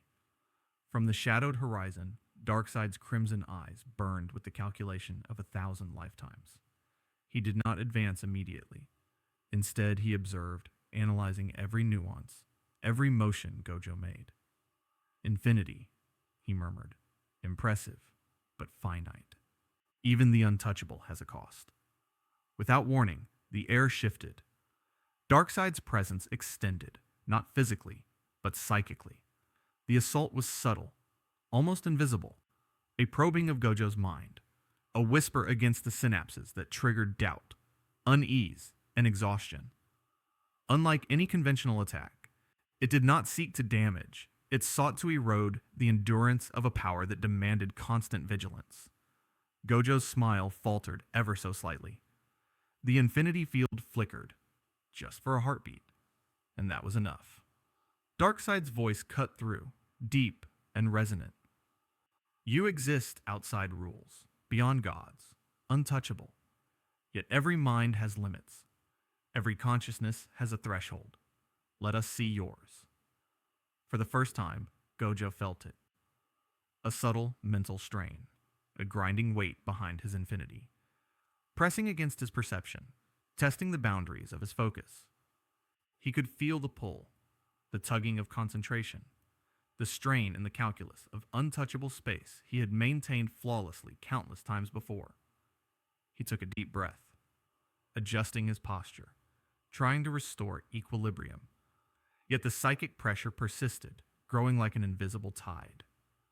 Infinity, brilliant and lethal, wavered. For the first time, Gojo was not untouchable. He was human beneath the invincible mask. The Justice League, observing from above, tensed. Batman's voice was calm but urgent in Gojo's earpiece. Mental strain. He's exploiting it. Watch yourself, Gojo. Strength isn't just physical. Endurance matters. Gojo's grin returned, slightly forced, but sharper now. Endurance, huh? I suppose even infinity has its limits. He flexed his fingers, shimmering arcs of infinity bending with him, stabilizing the field for now. But the psychological assault continued, relentless, probing the edges of his mind. Darkseid advanced, sending waves of subtle, reality-bending force, designed not to pierce infinity physically, but to push it past its operational threshold. Gojo's senses sharpened as he recognized the attack. Not a strike to be blocked, but a challenge of focus, a war of cognition and persistence. Every second he maintained, infinity required more mental energy, more precision, more thought. He laughed lightly, almost to himself. So this is how it feels, to be tested beyond raw power. Not bad. Yet, even his calm acknowledgement couldn't hide the truth. Infinity was a tool of perfection, and perfection demanded endless attention. Every flicker, every hesitation, even a fraction of thought diverted elsewhere could be exploited. For the first time, the untouchable felt the strain. Darkseid's eyes gleamed, understanding he had found a chink in the impenetrable. Power without endurance is vanity. Let us see how long you can sustain it. The tension escalated. Gojo's infinity shivered, bending subtly as he countered the psychic push. Each second was a duel of focus, a clash of calculation and willpower. The battlefield became a silent war, invisible to all but those who understood the stakes. One lapse, one mental misstep, and the untouchable would be vulnerable. And then, in that briefest heartbeat, Infinity dropped just enough. Too brief for a physical strike to land, but enough to signal to the universe that Gojo Satoru was not beyond challenge. He straightened, eyes behind the blindfold narrowing. So, this is what being truly tested feels like. Not fun, but enlightening. Darkseid's grin spread, subtle and calculated. Even gods, untouchable forces, they have limits. The question is, will you find yours before it finds you? The air pulsed with potential catastrophe, the city trembling as the mental duel continued, the universe itself holding its breath. Infinity was strong, but even infinity demanded endurance. And somewhere, across the multiverse, ripples of this strain whispered through the speed force, chakra networks, and devil fruits hinting at a truth no one could ignore. Even the untouchable is mortal. In mind, if not in body. The battlefield waited, tense, as the question remained unresolved. Could Gojo sustain his infinity against a being who understood not power, but the limits of its wielder? Because sometimes the greatest threat isn't strength, it's the mind behind it. The sky above the watchtower was fractured, streaked with unnatural lights and distortions. Every universe Gojo touched seemed to hold its breath. He stood at the center of it all, infinity pulsing faintly around him, a luminous field of untouchable force. But even the untouchable felt the weight of consequence, pressing down like the gravity. Around him, figures from 3 worlds observed quietly, each offering a path, a voice in the storm of decision. Batman, ever the tactician, spoke first, measured and cold. Gojo, the multiverse cannot withstand your presence indefinitely. There is only one solution that guarantees balance. Exile. Remove yourself. Seal away this power before it breaks everything. Gojo's blindfolded eyes turned slightly in his direction, expression unreadable. Exile. Isolation. Interesting. You ask me to carry the weight of universes by removing myself from them entirely. Yes, Batman said, voice firm. You've proven you are beyond conventional containment. If you remain, every ripple of your power destabilizes not one world, but all of them. Sometimes the strongest responsibility is restraint, not action. Naruto stepped forward, chakra shimmering faintly around him. That's not the answer, he said, voice filled with passion. You're strong enough to protect worlds, Gojo. Maybe even more than anyone else alive. But leaving, running away, that doesn't teach anything. We can stand with you. We can balance the load together. Gojo tilted his head, intrigued. Shared burden? You think aligning yourself with me, trusting my judgment, can prevent catastrophe? Yes, Naruto said, stepping closer, eyes burning with conviction. Power isn't just about isolation. It's about responsibility. We can help you make the right choices. You don't have to do this alone. From another horizon, the seas themselves rippled strangely, and the sound of laughter carried across dimensions. Luffy, stretching his arms with a grin that was impossible to ignore, waved. Ha! I don't care about balance or rules. You're strong. That's awesome. Do what feels fun, Gojo. Who cares about all the boring stuff? Gojo blinked, a small, amused smile breaking his usually calm demeanor. Chaos. You offer nothing but chaos and excitement, yet somehow it's tempting. The tension was palpable. 3 different worlds, 3 contrasting philosophies. Restraint, alliance, and anarchic freedom. And Gojo. Gojo stood at the intersection of all, the axis upon which the multiverse teetered. He could feel it now, deeper than ever, the strain of infinity, the constant mental pressure, the subtle tugging at his mind from Darkseid's psychic probes, the distortions spreading through chakra, speed force, and devil fruit energy. Every choice he made rippled outward, creating consequences that even he could not fully predict. Gojo inhaled, slow, measured, as if the very air of all worlds carried weight. The strongest, oh, the universe, what? He muttered aloud, almost rhetorically. Protection, balance, freedom, or understanding? Batman's voice is sharp and steady, cut through the quiet. Oh, it's survival, Gojo. Sometimes that requires sacrifice. Naruto's response was immediate, fervent. Oh, it growth, Gojo. Strength without responsibility shared is meaningless. Don't abandon them. Luffy's laughter echoed across the winds. Oh, it. Fun. Live the way you want. If you don't, who will? Gojo's eyes, even behind the blindfold, seemed to shimmer with the weight of infinity itself. He could feel the pull of each suggestion, each philosophy tugging at the core of his decision. Exile promised safety for the multiverse, but isolation had always been his prison and his freedom. Alliance promised control, shared responsibility, yet with unknown complications and obligations. Chaos promised freedom and danger. The air thickened. Even the watchtower shuddered, as if recognizing the decision that had to be made, holding its own breath in anticipation. Gojo stepped forward, infinity pulsing around him in slow, luminous waves. Choices are the true measure of strength, he said softly, almost to himself. Not the power to destroy, or the power to protect. The power to decide what I will do and what I will not. A crack of light rippled across the fractured sky, the dimensional echoes from One Piece and Naruto's worlds flaring violently in response. The multiverse itself seemed to wait, suspended, for the choice that only Gojo could make. And in that suspended moment, the question remained: would the strongest man in existence seal himself away for the safety of all, bind his power in a cage of responsibility?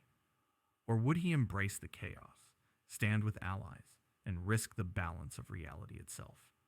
Because no one else, not Batman, not Naruto, not even Luffy, could make this choice for him. And the answer would decide the fate of more worlds than anyone could imagine. The decision had barely begun to crystallize when the sky tore open with a roar unlike any the multiverse had ever heard. Darkseid's presence was sudden, absolute, a crushing weight of intent that warped reality itself. The watchtower quaked, seas churned in One Piece's world, and chakra networks screamed in Konoha. It wasn't a test anymore. It was a full-scale invasion, a declaration that the cosmic balance would no longer wait for deliberation. Gojo Satoru's eyes narrowed behind the blindfold, infinity pulsing stronger, a luminous barrier that made him the axis around which chaos now revolved. He had been weighing options, contemplating exile, alliance, and freedom, but those choices were shoved aside as Darkseid's avatars rained down. In an instant, the battlefield became a nexus of worlds. Batman, cape flaring, coordinated from the watchtower. Justice League formed defensive perimeter. Naruto Sasuke stabilized the dimensional distortions. Luffy, anyone with the ability to fight at sea, engage immediately. Luffy stretched across a fractured horizon, arms swinging like catapults. His laughter rang clear, irreverent, as he launched into the thick of Darkseid's parademons, scattering them with rubber-fueled force. Shanks's presence was subtle but commanding, cutting swaths through reinforcements, his haki sensing the undercurrents of a battle that spanned not only space, but dimension itself. On Earth, Superman soared, fists glowing with solar energy, striking through the first wave of parademons, his eyes locking on Darkseid's distant silhouette. Wonder Woman's sword and shield clashed against avatars of cosmic power, every strike resonating like the heartbeat of worlds colliding. The Justice League was coordinated, but even their combined might barely scratched the invaders' outer defenses. In Konoha, Naruto unleashed Rasen shurikens, chakra flying in spirals, while Sasuke manipulated lightning and dimension-tinged teleportation to flank the enemy. The Otsutsuki's whispers hinted at the danger of cross-dimensional instability. Every attack had the potential to exacerbate the fractures Gojo's presence had already caused. Gojo moved among them like a conductor, subtle, measured. Infinity flared around him, turning attacks aside before they could touch him. But he didn't just defend. Every subtle gesture reshaped the battlefield, bending attacks, redirecting forces, controlling space without even swinging a fist. He was untouchable, but not idle. He knew Darkseid was probing, testing for weaknesses in Infinity, exploiting the very strain he had felt before. And yet, he didn't fight alone. Across fractured dimensions, heroes adapted, learned to flow with his presence, coordinating attacks that spanned worlds. Luffy's chaotic swings met Superman's precision. Naruto's chakra-infused strikes blended with Wonder Woman's divine power. Even Batman, calculating from a distance, orchestrated contingencies that spanned multiversal logistics. Darkseid's approach was methodical, terrifying in its simplicity. He did not need to overwhelm each hero individually. He needed to break the concept of combined resistance. His avatars acted in ways that countered coordination, tested ideology as much as strength, and exploited the subtle fractures between worlds and philosophies. Gojo's grin, sharp and deliberate, broke through the tension. Finally, some excitement. Let's see if they can handle a little chaos. Even in his calm, the strain beneath Infinity persisted. Every second of sustained defense, every adjustment to protect allies across dimensions, gnawed at his endurance. He could feel the pull, the subtle erosion of his mind by constant engagement, by the psychic pressures of Darkseid's will. But still, he adapted. He improvised. He evolved. The battlefield itself seemed alive. Water from One Piece's oceans mingled with Konoha's chakra-laden air. Shadows of Gotham stretching unnaturally across both, and flashes of solar energy igniting the sky. There was no frontier, no boundary, just a single, multiversal field of conflict where speed, strength, and supernatural powers collided in ways that defied logic. As the fight escalated, a sudden tremor shook the dimensional nexus. Darkseid's main form, massive and unyielding, began to step through the fractured veil. His presence alone warped reality further, stretching time and bending space. Heroes from all three worlds froze for a heartbeat, their coordinated efforts threatened by the sheer weight of inevitability. Gojo's voice carried over the chaos, calm but loud enough to cut through the din. They don't just want to test strength. They want to fracture belief, purpose, and balance. This isn't just a fight. It's a test of concepts. Yours, mine, theirs, all of it. And then a shiver of awareness ran through every combatant. If Gojo faltered, if Infinity wavered, the multiversal battlefield itself could collapse. Oceans could merge, chakra currents could explode, and laws of physics might tear apart entirely. Every hero braced. Every world held its breath. And in that moment, a single question thundered louder than any clash of fists or blasts of energy. Could three worlds, each with its own rules, survive a war where concepts, not just enemies, were under attack? Because retreat was impossible. The battlefield had no edges, and Darkseid was just beginning. The battlefield had stretched beyond the comprehension of any one world. Oceans roiled in impossible shapes. Clouds folded like paper over Gotham's skyline, and chakra currents snapped violently in Konoha. Darkseid's avatars surged relentlessly, their presence warping reality itself. Yet Gojo Satoru moved through it all with a calm that bordered on the impossible. But beneath the cool exterior, something had shifted. Infinity, the untouchable force he had wielded with flawless precision, was no longer enough to simply block. It demanded evolution. He paused mid-motion, subtle ripples of energy spiraling outward as he assessed the mental strain, the psychic tugging from Darkseid, and the unpredictability of allied attacks across three worlds. Infinity had always been perfect, a field without flaw, but perfection required constant maintenance, and the multiversal war was taxing even him. The edges of his field flickered, not with weakness, but with potential. A thought crystallized. What if he didn't just maintain infinity? What if he adapted it? Gojo's mind, sharp and calculating, began to reformulate the boundaries, bending rules rather than obeying them. He allowed a slight deliberate gap, a controlled vulnerability. The paradox was intentional, a window for allies to interact with reality, to act in coordination, while still preserving near total defense. Batman noticed immediately. He's changing it, the Dark Knight murmured into the comlink, eyes scanning the subtle distortions. He's not weakening, he's restructuring. Naruto, sensing a shift in chakra flow, narrowed his eyes. He's letting us work with him, but carefully, like a rhythm. I can feel it. Gojo's grin widened behind the blindfold. Infinity doesn't have to be a cage. It can be a dance, as long as you know the steps. The battlefield responded. Parademons and avatars struck the newly adjusted field, and for the first time, some made contact. Not with Gojo directly, but with the controlled gaps. Each strike, each intrusion, was absorbed, redirected, or neutralized in a cascading flow of energy that maintained the balance. Allies moved through the field freely now, coordinating attacks with precision. Luffy's punches stretched further, synchronized with Superman's solar strikes. Naruto's Rasen shurikens cut through the parademon ranks in tandem with Wonder Woman's sword slashes. Darkseid paused, analyzing the shift.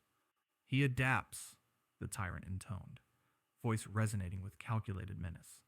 Not by brute force, but by restructuring the rules themselves. Intriguing. Gojo's mind raced. Controlled vulnerability required focus. He could not allow distraction. Each fraction of a second demanded precise calculation. How much of infinity to relax, when to absorb, when to redirect. But the result was stunning. No longer was he untouchable in the old sense. He was untouchable in a new sense. Adaptive, dynamic, alive. A wave of psychic pressure surged from Darkseid's main form, a probe designed to exploit the tiniest lapse. Gojo allowed it through a narrow corridor, the pressure coursing past him. But instead of collapsing, infinity responded, flowing with the force, splitting and bending it into harmless streams. Even the Justice League felt it. The controlled vulnerability acted as a bridge, a conductor's baton for synchronized power across dimensions. For the first time, Gojo's allies were truly empowered by his ability, rather than shielded by it. Luffy's chaos became effective, Naruto's precision lethal, Shanks's presence decisive. Infinity no longer separated him from the world. It integrated him with it. Every pulse a reinforcement, every flicker a calculated exposure. And yet, the strain remained. Darkseid had noticed the shift and was already adapting, probing for a new weak point. The balance between vulnerability and defense was delicate. Too much exposure, and Infinity could falter catastrophically. Too little, and the allies could not act effectively. Gojo laughed softly. A sound carried over collapsing waves of reality.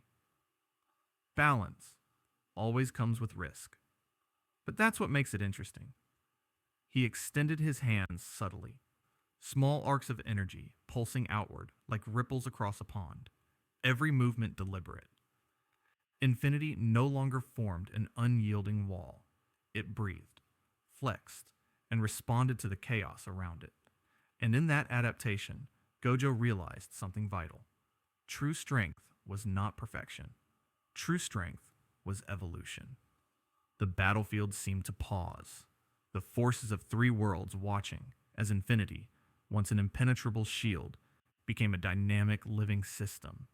And in that brief moment of calm, a whisper carried across the dimensions, an acknowledgement from the multiverse itself. Power that adapts survives.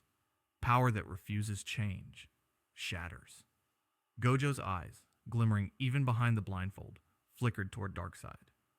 You wanted to test me, he said softly. Well, now I'm playing your game on my terms. And somewhere in the distance, ripples of reality trembled. What had been untouchable had grown, and the universe had no choice but to respond. Yet, one question remained suspended, like a heartbeat across three worlds. How far could infinity evolve before even the untouchable became endangered? Because in the end, true strength does not wait for the answer. It forces the universe to keep up. The battlefield fell into an uneasy silence. Smoke curled over oceans that should have been still. Clouds hovered unnaturally over Gotham, and Konoha's forests were scarred with jagged fissures of chakra turbulence. Darkseid's avatars had been repelled, torn apart, redirected, or absorbed by Gojo's evolved infinity. But the victory came at a price that no one could ignore. Gojo stood at the epicenter. Exhaustion threaded through his usual calm. His infinity had adapted, had flexed and grown, but even the untouchable had limits. For the first time, the strain etched across his posture, subtle yet undeniable. He had repelled a cosmic force that threatened multiple universes simultaneously, but in doing so, he had reshaped the very fabric of reality. Superman hovered above, eyes scanning the horizon. The threat is gone, he said, voice tense. But the city, the worlds, they've taken damage we'll feel for years. He gestured to the fractured skyline of Gotham, where shards of reality hung like frozen storms. Even his solar-powered strength could not repair the subtle, lingering distortions left behind. Wonder Woman landed beside him, sword still smeared with energy residue. We saved lives, she said quietly, but victory is never clean. It never has been. Across the multiverse, similar scenes unfolded. Luffy floated above a churned sea, still laughing, but the laughter was jagged. Ships shattered, islands cracked, and a ripple of unease passed through the Straw Hat crew. Shanks's expression was grim. Freedom had been defended, but not without scars. In Konoha, Naruto and Sasuke surveyed a battlefield littered with chakra overloads, broken jutsus, and disrupted elemental formations. Villages had survived, but not without fractures. Minor at first glance, but potentially catastrophic over time. Even Otsutsuki lore acknowledged that the dimensional trespassers had left an imprint that could ripple for decades. Gojo moved among them, not just untouchable, but visibly weary. He caught Batman's gaze from across a broken alley, where the Dark Knight had been coordinating survivors and managing chaos. Even the strongest, Batman said simply, must pay for crossing thresholds no one else dares to tread. Gojo nodded slowly. Yes, even infinity carries a toll, he murmured. He touched a shard of warped reality, a residual pulse of cosmic force, and felt the echo of Darkseid's assault still lingering. Every pulse tugged at his endurance, reminding him that even untouchable power comes with consequences. The heroes gathered in small clusters, murmuring quietly among themselves. Each world had survived, but scars stretched deep, physical, psychic, and ideological. Cooperation had won the day, but the victory wasn't a return to peace. It was a fragile truce with reality itself. Naruto approached Gojo, chakra flickering lightly around him. You carried all of us through that, but you can't do this alone forever. The cost. It shows. Gojo's grin was faint, almost rueful. The cost is part of understanding. Power without consequence is meaningless. The stronger you are, the more the universe reminds you that nothing comes free. Luffy bounced nearby, still carefree in attitude, but even he noticed the stillness, the shadows that hadn't existed before. That was fun, I guess, he said lightly. But wow, everything's kind of broken, huh? Shanks's gaze swept over the horizon, steady and calm. Freedom isn't free. Strength isn't without consequence. This is why balance matters. Even Superman, his chest heaving from exertion, spoke carefully. We may have won the fight, but these scars, they will shape the future. Nothing returns to exactly what it was. Not here, not in any world. Gojo turned slowly, surveying the fractured horizon. The multiverse was alive with tension, stretching and bending under the echoes of Infinity's confrontation with Darkseid. He had protected countless lives, repelled a cosmic tyrant, and evolved his power to its most adaptive form, but every action had left its mark. For a moment, the multiverse itself seemed to pause, taking stock of what had survived. It was a fragile calm, pregnant with uncertainty. Reality had been tested, reshaped, and strained to its limits. The question remained, could the worlds heal before the next convergence? And somewhere, deep in the void between dimensions, a new ripple began to form, silent, slow, but unmistakable. Darkseid's retreat was not defeat. It was observation. Infinity had adapted, but the universe had not finished questioning it. The cost had been paid, but the debt had not yet been collected. And in that lingering silence, one truth echoed across all worlds. Victory does not mean unbroken. It only means surviving long enough to face the next storm. The multiverse held its breath, waiting. Because something, bigger, darker, inevitable, was already stirring. The battlefield was silent now, but not peaceful. Scars of war stretched across 3 worlds. The oceans of One Piece still churned with displaced currents. Konoha's forests whispered of broken chakra networks, and Gotham's skyline bore the faint shimmer of dimensional stress. Darkseid had been repelled. Infinity had evolved. Lives had been saved. Yet amidst the relief, there was a palpable absence, a presence that would no longer be felt in any world. Gojo Satoru stood at the threshold of the dimensional tear he had opened when he first arrived. Beyond it lay uncharted realms, spaces untouched by human, shinobi, or divine influence. He had chosen exile, not banishment, not defeat, but deliberate departure. His eyes, even behind the blindfold, reflected a mixture of solemnity and resolve. This was a decision no one could sway.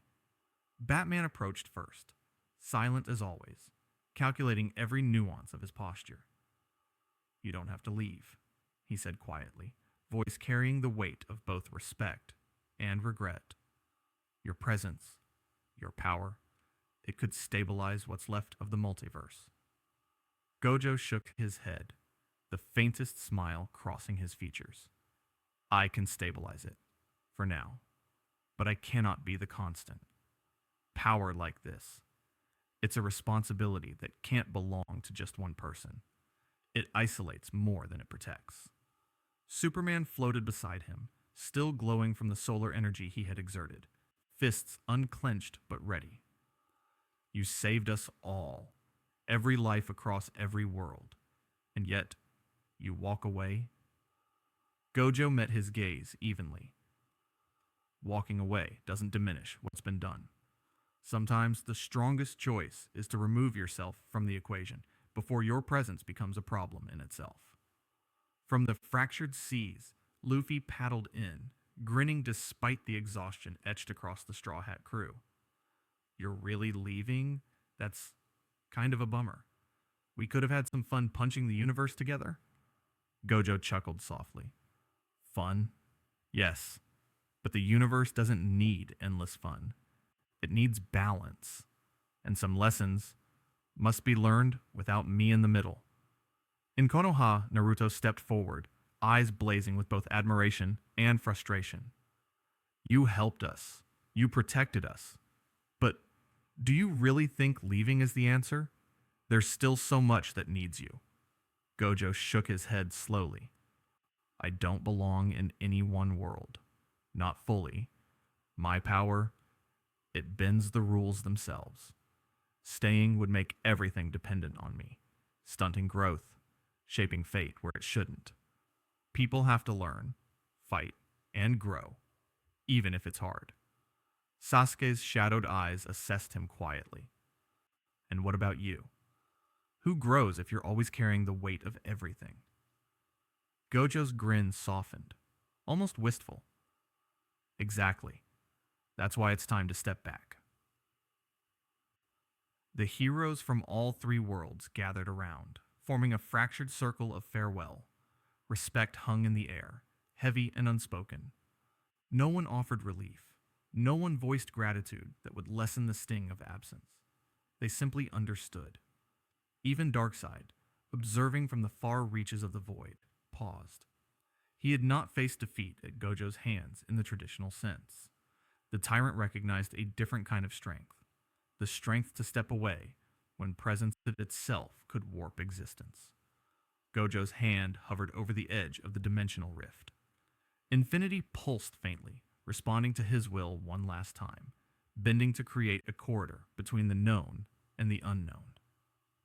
"This isn't goodbye," he said softly, voice carrying across space, across realities. "It's until the universe calls again. But for now, you must all survive without me." He turned, a single figure against the terror of infinity, and stepped forward.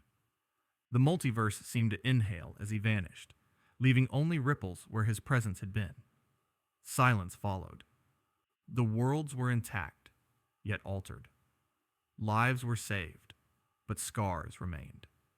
Heroes felt the absence, not as relief, but as a subtle, pervasive weight. A reminder that even the strongest can leave a void no one else can fill. And in the quiet aftermath, a lingering question pulsed through every world, whispered by the currents, the winds, the skies, and the chakra. What happens when the strongest man walks away, and no one can follow?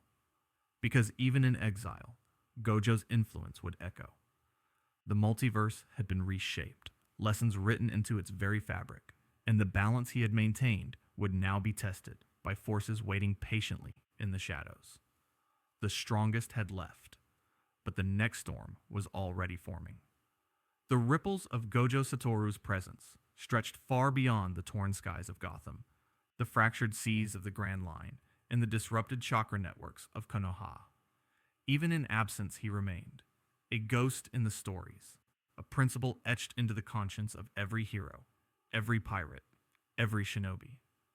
The multiverse had changed, subtly but irrevocably, and the universe itself seemed to hum with the memory of infinity. In the heart of Metropolis, Superman gazed at the city skyline, now scarred but alive. Children played in the shadows of buildings whose very foundations had been touched by a power beyond comprehension.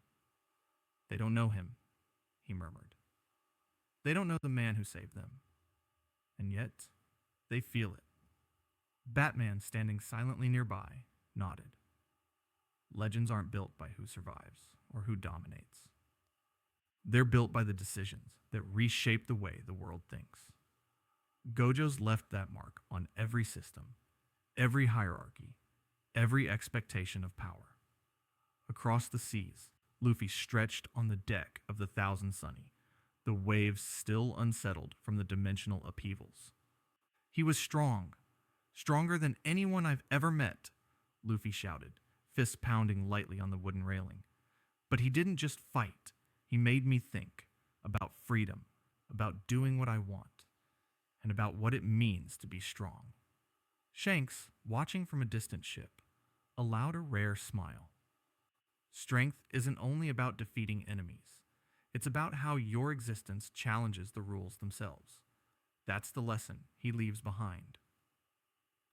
In Konoha, Naruto walked through the rebuilt streets, chakra gently radiating around him. The younger generation looked at him expectantly, unaware of the full depth of the multiversal disruption. "He taught us that power alone isn't enough," Naruto said, voice low but resolute. "It's about responsibility, about knowing when to act and when to step back." Sasuke, standing apart, sensed the subtle shifts in chakra, the faint echo of infinity lingering in the air. Not just strength, he murmured, but philosophy, a new paradigm of power, one that defies expectation, that doesn't rely on traditional limits. That is the true danger, and the true gift. Even in the higher echelons of power, the consequences of Gojo's existence lingered. The world government in One Piece revised its strategy, not just for territorial control, but to anticipate phenomena that could destabilize reality itself. Zatanna and Constantine debated the residual effects of infinity, theorizing new frameworks of magic and energy that could only exist because Gojo had once been here. The Justice League convened in the Hall of Justice, quietly acknowledging that the universe would never revert to the rules they had once known. "We've learned," Diana said softly, "that some power cannot be contained, but the wisdom of it can be preserved." Stories began to spread, first among those who had witnessed him, then as legends passed by word of mouth, by news reports, by whispers on distant islands and in hidden villages. Children spoke of a man who could bend the rules of reality, who could fight without fear, yet chose compassion.